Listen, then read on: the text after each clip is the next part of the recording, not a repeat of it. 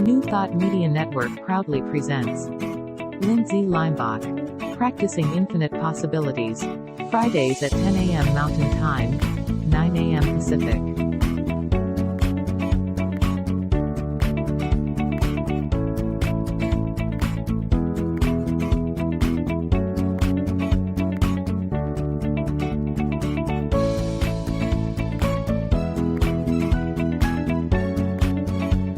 And now, here's Lindsay. Good morning, everyone. Welcome to PIP, Practicing Infinite Possibilities. And I'm so excited you're here. It's 9 a.m. in California, so I'm having coffee, and on the East Coast, it's lunchtime, and maybe you're having lunch. So today we're going to talk about Buddhism in America. And I am hoping Reverend Kusala will be joining me. He's having some technical difficulties. So we'll see if he pops on. But I wanted to show you a picture right here. This is Reverend Kusala. Reverend Kusala married me. Is that awesome? He totally married me to my husband, Randy. He married me like 11 years ago. So before we get into having Reverend Kusala, I want to tell you how I found Buddhism.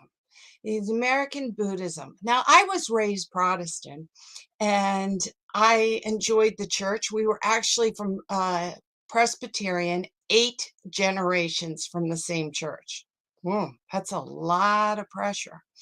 And when I was little, I was 12, we went through confirmation classes, and I told my parents, I'm not sure I really believe this. This isn't ringing true to me. This isn't it. I had some kind of feeling. It wasn't like I was upset with the Presbyterian church, but I just knew that I felt like God was bigger than the limited belief I was learning in my classes. So my parents said to me, like a good parent, said, listen, you take all the classes for confirmation. And after the confirmation classes, then you go and you can decide if you want to join the church. So I took all the classes for confirmation. And then I said I didn't want to join. And they were a little shocked. They said, you're not going to get the party. And I said, that's fine. I knew there was a bigger calling in my life. Now, jump ahead, I knew that God was so much bigger. And when I got much older, in my 20s, I asked my uncle, I said, this is what I believe. And on the phone, and he said, this is like in 1996. And he said, that sounds like Buddhism. I said, Buddhism? I just told you I believe in this bigger thing. I don't believe in like some fat man, roaming the earth. He said, no, Buddhism is much more a philosophy. Look into it. It's much more a philosophy. The Buddha was not God. They don't see them as God. They saw him as an enlightened being. And I looked into it and I loved it. And I found a teacher named Reverend Glenn. And from Reverend Glenn, I met Kusala. Now, I see that Kusala's here, but his stream is not, his picture's not on. So let me see if Hi, Kusala. Can you hear me? I can hear you, Lindsay. How are you? I'm fine. We can't see you. I know. I'm trying to work on that. Oh, so we are having the technical difficulties. We are having technical difficulties right now, but I think I can fix it. Okay. Well, that'll be good. So I was telling him the story that I met Reverend Glenn and took classes, and then Reverend Glenn studied with you and knew you and asked you to come up. I'm not sure what year it was, but I think it was like in the year 2000 to teach meditation. And when you came up to teach meditation to me in Reverend Glenn's home, I just resonated. I really felt like there was this energy that I wanted to learn more from you and get to know you more as a Buddhist monk. And I did, and we followed through. So we've been having a relationship, and I've been learning from you some, I think, from 2000. So it's been 22 years. Yes. And I showed everybody this picture, so you just know, of Yeah. you marrying me and Randy. And here's another picture of us. And you've done marvelous weddings. So I asked you to be on PIP, and I'm sorry for the technical difficulty. You know, I might be able to fix it if I restart my little laptop. So if you could speak just for 2 minutes, I'm going to restart and see if that does the trick. Okay. Okay. And then we can go on with the show. That sounds terrific. Okay. Well, Well, while he starts his laptop, I'm going to remove you. And I'm just going to go over here. I love this. This is the Four Noble Truths for a 4-year-old. And the Buddhas and Buddhism is based on the Four Noble Truths. It's really this simple. Everything else supports this. This is it. This is the big thing. Number one, the Buddha said, sometimes people feel sad. Remember, this is for 4-year-olds, but it is, or say sometimes people have suffering, and having a live show with technical difficulty, we could call that suffering, right? Number two, sometimes the things that make people sad is not getting something they want or getting something they don't want. Now let's think about that. That is true. Of course, I wanted the show to go a particular way. So it was my expectations. I wanted it to go there. When it didn't go there, then my mind said and categorized it as wrong. And that made me feel sad or brought in suffering. So suffering is coming through your mind when you don't get what you want, or you get something you don't want. And we've gotten that, like the tax bill, right? The credit card bill, or even something as severe as COVID or cancer or something like that. But these things happen. Number three, there is a way not to be sad about not getting what you want or getting something you don't want. So the Buddha said, suffering happens. It happens because you're attached to your expectations of wishing things to be a certain way or not to be a certain way. But there is a way out. There is a way out. There is a way. You're not stuck. So the number 4 of the Four Noble Truths is the way is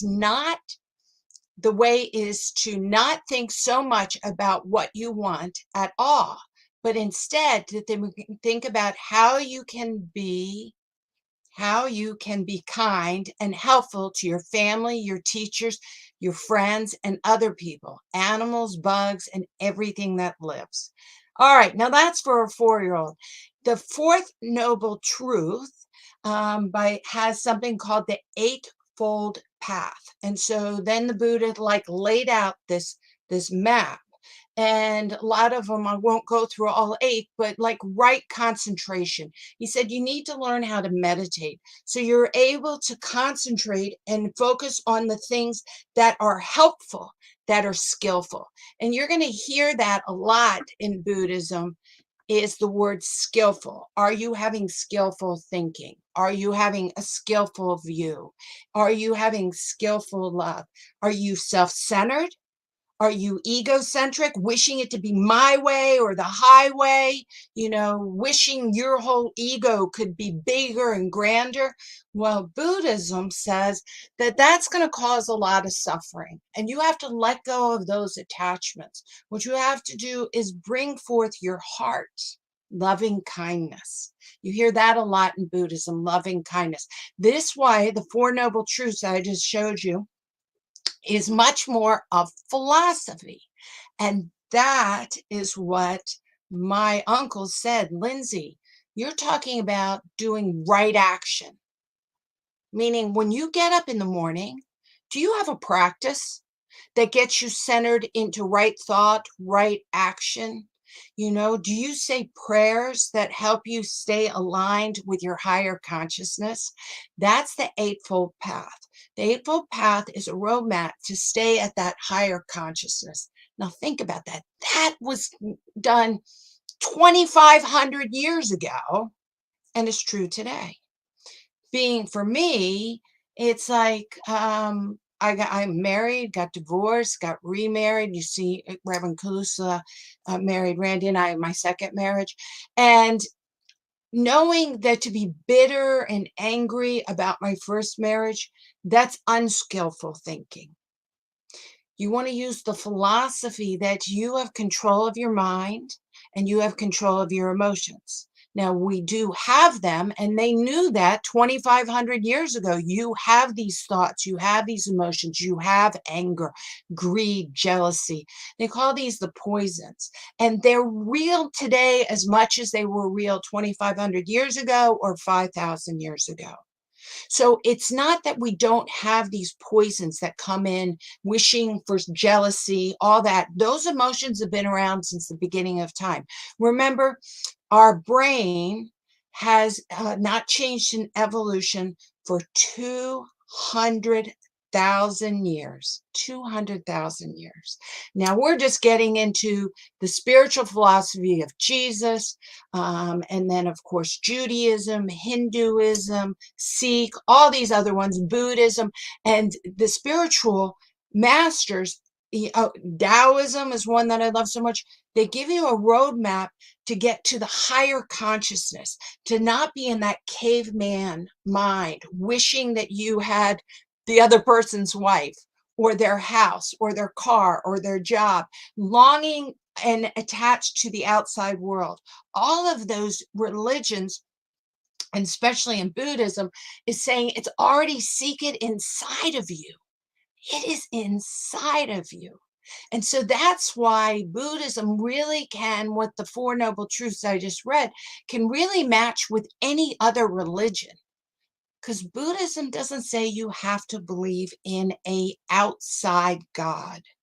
It's an inside flowing, an inside flowing. So I've seen that Reverend Kusala has come back, but I don't think, I'm going to put him back on. I don't think we're going to have a camera, but I still would love to talk to you. Okay. Yeah. Sorry about that. Yeah, well, that's okay. Those are the things. I just went over, just so you know, the Four Noble Truths and talking about that suffering happens. And then to the fourth noble truth, that the Buddha had a pathway of right action, right thought. So we don't get attached to the lower level of thinking. Now, I explained, just so you know, how I found Buddhism and found you, but I can show them a picture of you, and this will be very good. Right here, check this picture out. Oh, well, that's you and the kitty. Me and the cat. That's Rain the cat. Rain the cat. I had a different picture of you. Let's see. Oh, how about this one? How does this man with a motorcycle, who is That's Death Valley, California. Death Valley, how does this gentleman find Buddhism and then become a monk? You know, what is it what is American Buddhism? How did you find it? Because obviously you weren't born in an Asian country and learned it through your culture. You found it. Americans tend to find Buddhism. Yeah, I found it in a book. I was 28 years old, and I came to the sudden realization that I was going to have to die one day. And I had been an agnostic up to that point. So I thought to myself, maybe I should get a religion so I can die well. And I bought this book by Houston Smith called World Religions. And there was a chapter on Buddhism in that book, and I read the chapter twice, and I said to myself, I'm going to be a Buddhist. So I wasn't divinely inspired. I was inspired by page 34. Let me just let me show everyone. Where's the book? World Religion. That's it. Houston Smith. I love this book. I mean, I have it, and it's understanding and how it explains Buddhism. So highly recommend. Small book, powerful book. Yes, and I'm now reading his autobiography that he wrote in his 80s. He was quite a remarkable man. So I sought out a meditation center, and that was International Buddhist Meditation Center. They had an ad in the phone book saying they teach meditation on Monday nights. So I went down on a cold, rainy Monday night to learn how to meditate. And it was probably one of the worst experiences of my life because we had to sit on the floor cross-legged. And it was cold, and I kept wondering where the heat is. And I just, but I hung in there because the vice abbot was an American-born Buddhist monk named Shinzen Young. And he had gone to Japan to study Japanese as an extension class. He was going to UCLA.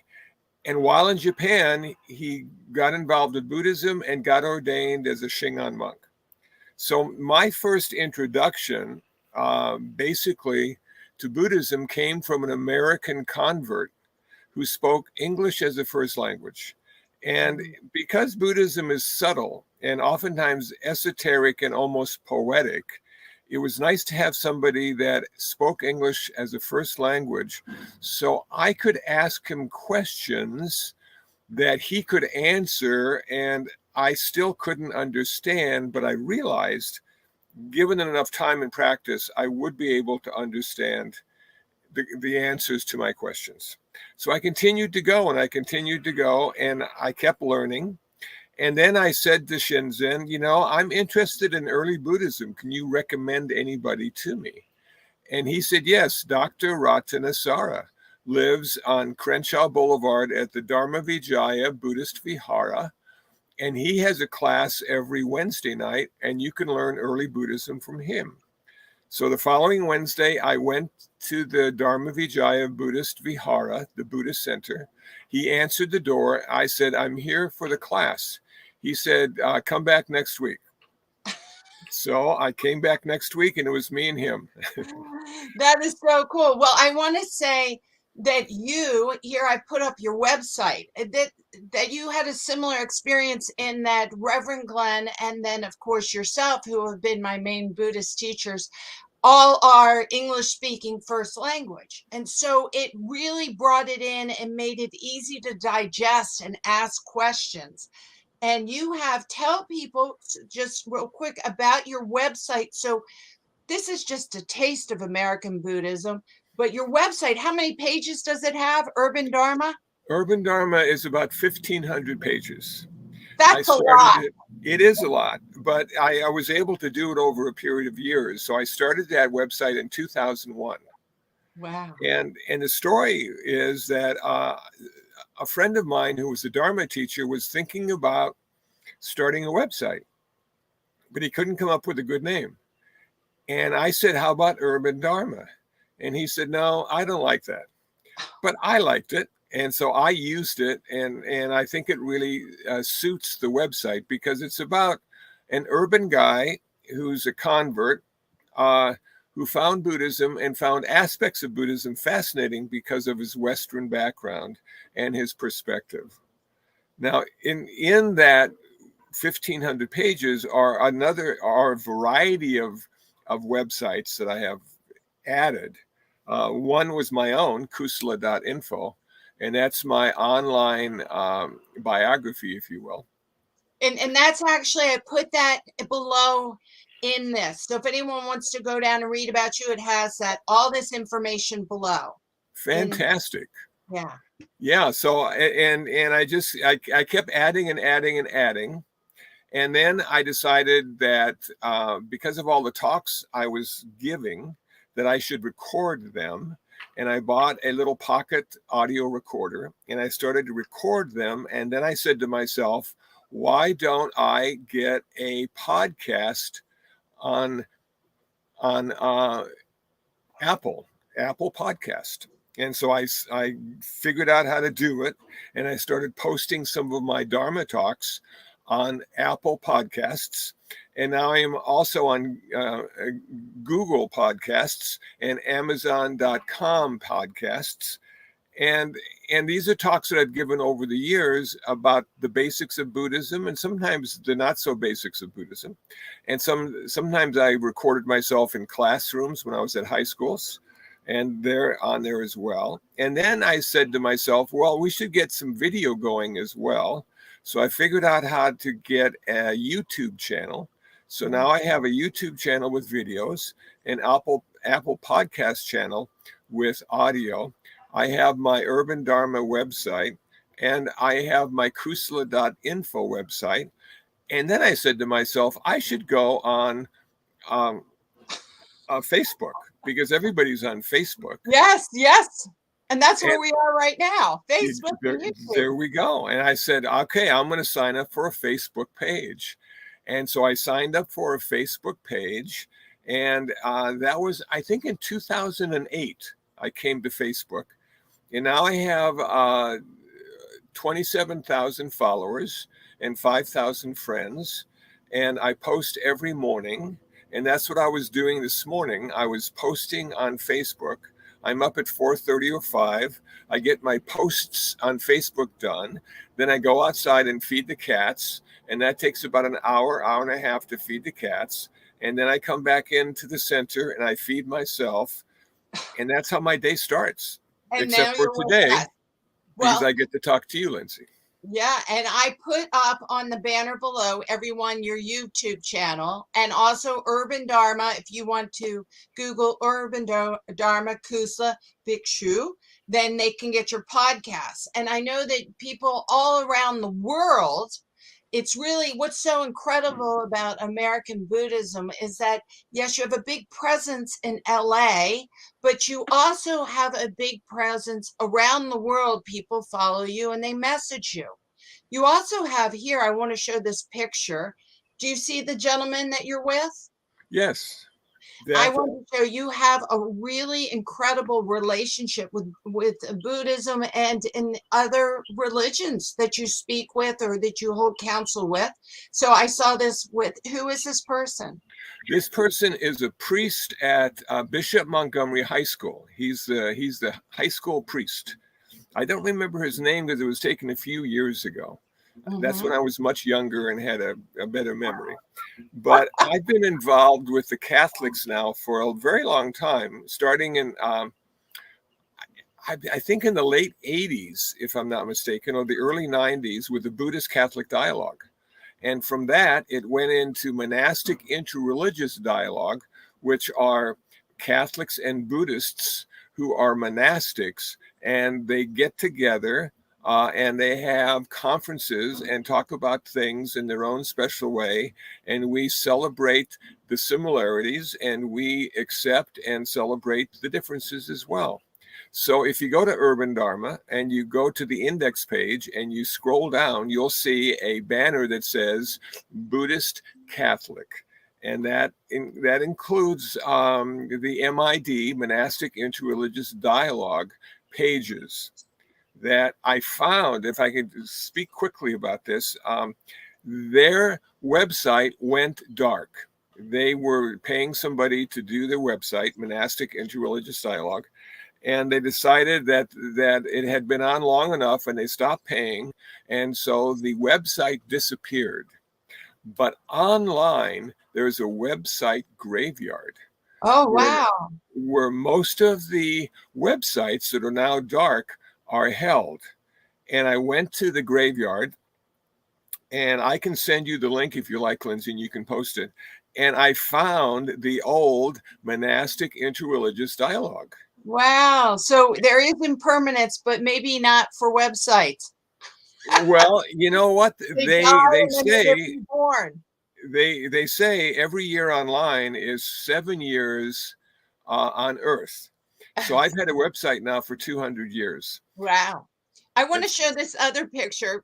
I want to make sure we have enough time because you speak at so many New Thought centers and churches around our area and have been for years. And this is obviously on New Thought Network. So tell us a little bit. Obviously, that's me. Tell us where we're at. Yes, we're at the Center for Spiritual Living in Ventura, California. And Reverend Bonnie and I have been Facebook friends for 12 years. Wow. And known each other even longer than that. And a couple times a year, she invites me to her church in Ventura to give a Dharma talk, or to give a talk, to give a sermon, if you will. And it's been those you can find on my YouTube channel. And she's been very gracious and always supported me. And she's a wonderful person. But not only have I been to Ventura, I've been to Simi Valley Center for Spiritual Living. I've been to the Redondo Beach Center for Spiritual Living, and a few others as well. And Yeah, so I know that. And in Unity, you've spoken at many Unity churches as well. Yes, yes. But I think the thing about the Center for Spiritual Living is the fact that Ernest Holmes spoke a lot about Buddhism in his books and his philosophy. Oh. So he didn't, so he didn't deny Buddhism. He found it useful in his interpretation of religion. He has a very unique perspective, and that's what I like about the Center for Spiritual Living and the New Thought. And so Buddhism is sort of in there. It might be hidden to the uninitiated, but if you know anything about Buddhism, you'll see Buddhism in the teachings of Ernest Holmes. Yes, I think that's because before you got on, and I was talking about it's about how you think and right mind. And New Thought is all saying that we have this power of understanding the subconscious mind and tapping into the higher consciousness, and not to blame the rest of the world. You don't go out there pointing your finger to the rest of the world. Well, if they changed, I'd be better. And Buddhism feels that way very much too. You don't have pointing out, you point in. You have a problem, point in. Yes, and the Buddhist viewpoint is you can't change the world, but you can change the way you experience the world. Yes. And that's the deal. So Buddhism is a total transformation of consciousness. The body dies, of course, but the consciousness and some aspects of it continue lifetime after lifetime, according to the rebirth theory, philosophy found in Buddhism. So our job is not to change the world. Our job is to change the way we experience the world. Well, what I would like to ask, and sometime soon, I want to have you back live, and I really we'll get the picture up, we'll get it on time, we'll get the flow of the whole thing. And let's dive into that.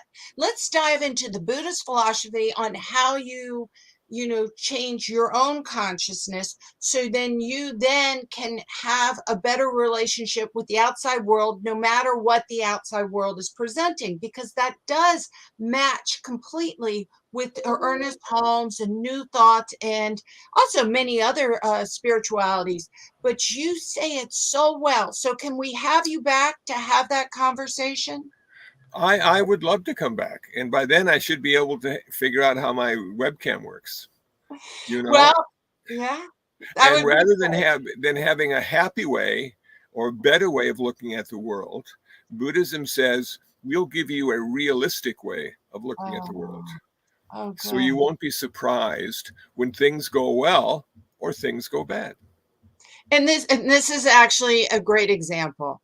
So of course we wish that the camera would work, but it didn't. But is it going to ruin your day? No. Is it going to ruin my day? No. Do we have good content? Isn't this life? Sometimes the camera doesn't work, but it doesn't mean that we can't have a wonderful experience. Exactly. And Right. the pictures probably look better than I do.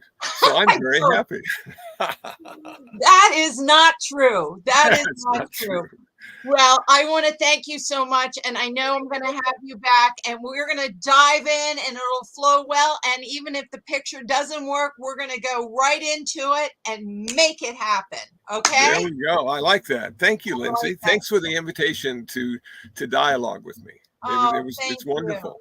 Thank you very much. I will see you soon. Okay. Well, here we have Reverend Kusala, and I'm sorry that we did have technical difficulties, but you know what? That's what happens in life. And so you're watching PIP, and I'm happy because we have practicing infinite possibilities. And I wasn't planning to go over the Four Noble Truths, but because Kusala got in a little bit later, I was able to actually set it up. So we will have them back. And I want to thank everyone that shows up and has seen this in rerun. If you want to contact me, always remember you can go to centeredmoment@gmail.com or check out my website. Please check out Reverend Kusala's website. It is phenomenal. I really, a big shout out to his ability to speak well on lots of topics in Buddhism in America. I also want to thank so much, and here we go, New Thought Media Network to make this possible. Please donate. Please know that this is a nonprofit organization that makes this platform. We have wonderful speakers, and your donations go straight into the organization to make sure that this stays free and wonderful for everyone. I want to wish everyone happy Halloween coming up, which is awesome, which to me is always celebrating the impermanence of life, right? Things are impermanent. And like Kusala said, we all die, but our energy can keep going on, right? So that's where you go. Thank you, thank you, thank you. So let me show you here we go. I got it this time. Last time I put the wrong one. Bye. Have a great weekend. See you next week. And we will be diving into waking up that higher consciousness with infinite possibilities.